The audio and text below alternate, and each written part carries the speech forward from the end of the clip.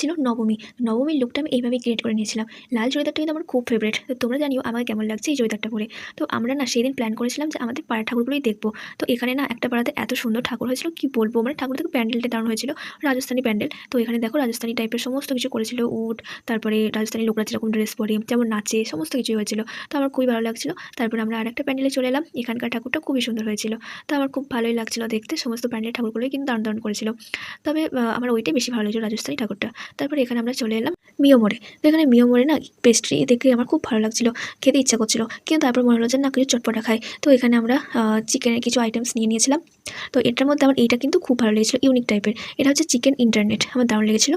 তো ইন্টারনেটের মতনই কিন্তু খাঁজ খাঁজ করা আছে, আর এখানে ভেতরে চিকেন আছে। তো আমার বেশ ভালো লাগছিলো খেতে, আর দিনটা আমার খুব ভালো লাগছিলো। ঠাকুর দেখতে আমার দারুণ লাগছিলো কিন্তু। তবে পাড়ার ঠাকুরগুলো দেখতে দেখতে কিন্তু টায়ার্ড হয়ে গেছিলাম এত ঠাকুর দেখে। তারপরে কিন্তু একটা জায়গায় আমরা প্রসাদও কিনলাম, তারপরে আমরা চলে গেলাম বাড়ির পথে। তো হাঁটতে হাঁটতেই গেছিলাম। ভিডিওটা কেমন লাগলো জানিও, চ্যানেলটা সাবস্ক্রাইব করে দিও।